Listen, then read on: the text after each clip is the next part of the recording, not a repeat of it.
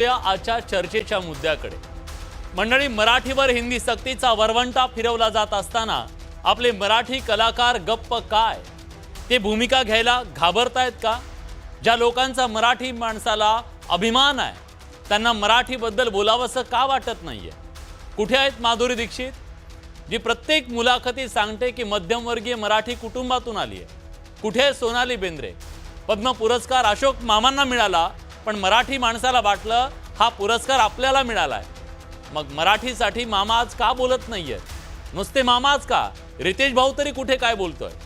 मराठी मुलगी म्हणून राजकारणाच्या मैदानात उतरलेली उर्मिला मातोंडकर कुठेच का व्यक्त होत नाहीये? मराठीबद्दल तिला काहीच वाटत नाही का? ही यादी खूप मोठी आहे. आपल्या सगळ्यांचा लाडका सचिन आहेच, लंडनमध्ये जाऊन कॉमेंट्री करणारे गावस्करही गप्प आहेत. हे असं का, हा प्रश्न आज विचारला जातोय. तामिळनाडूत जेव्हा त्रिभाषा सूत्र लागू करण्याचा प्रयत्न झाला तेव्हा प्रत्येक तमिळ पेटून उठला. तिथल्या कलाकारांनी प्रत्यक्ष भूमिका घेतली. अभिनेते कमल हसन, तमिळ कवी गीतकार कन्नदासन, तमिळ दिग्दर्शक भारती राजा, अभिनेते शिवाजी गणेशन हे सगळे मैदानात उतरले. त्रिभाषा सूत्र म्हणजे हिंदी लादण्याचा प्रयत्न असल्याचं म्हणत त्यांनी कडाडून विरोध केला. तामिळनाडूत द्विभाषिक धोरण कायम ठेवलं, मग महाराष्ट्रात त्रिभाषा सूत्र लादण्यामागची भूमिका काय, असा सवाल का विचारला जात नाहीये? भाषिक अस्मिता ही केवळ भाषेचा प्रश्न नाही, ती संस्कृती, इतिहास आणि तुमची सामाजिक ओळख, स्वाभिमान त्याच्याशी जोडलेली असते. भाषा तुमच्या संस्कृतीचा आत्मा असतो आणि कलाकार समाजाचे सांस्कृतिक आणि वैचारिक नेतृत्व करणारे असतात. त्यांचा समाजावर मोठा प्रभाव असतो, त्यांना मांडणारा मोठा वर्ग असतो, त्यातून ते लोकांना प्रेरित करू शकतात, चळवळीला गती देऊ शकतात, एखादा आवाज बुलंद करू शकतात. कलाकाराचा आवाज लाखो सामान्य माणसापर्यंत प्रभावीपणे पोहोचतो. त्यांच्या भूमिकेनं जनमत तयार होतं.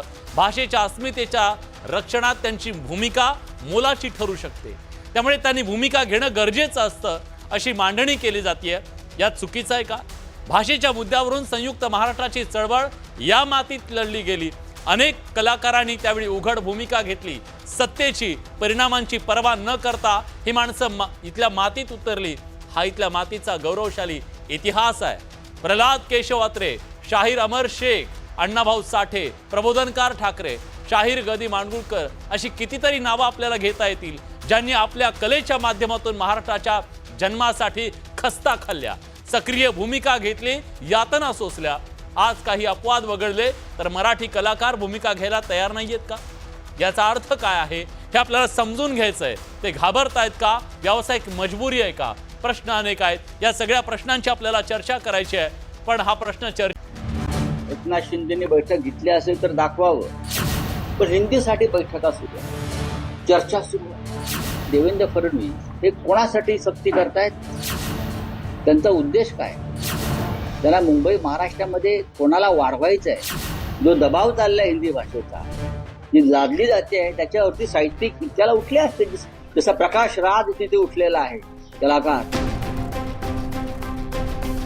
संजय राऊतांनी हिंदीच्या सक्तीविरोधात आक्रमक पवित्रा घेतलाय.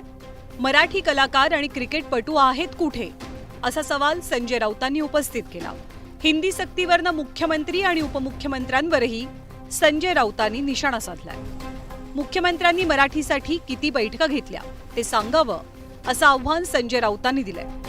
साहित्यिकांची मुलं इंग्रजी शाळेत शिकतायत, त्यांच्या बैठका घेताय, हा मराठीचा अपमान आहे. देवेंद्र फडणवीसांना 10 साहित्यिकांची नावं तरी माहीत आहेत का? एकनाथ शिंदेंना 5 तरी साहित्यिक माहीत आहेत का, असा थेट सवाल संजय राऊतांनी विचारला. नेत्यांनंतर संजय राऊतांनी त्यांच्या तोफेचं तोंड नाना पाटेकर, माधुरी दीक्षित आणि प्रशांत दामलेंकडे वळवलं. कुठे आहेत नाना पाटेकर? कुठे आहेत प्रशांत दामले?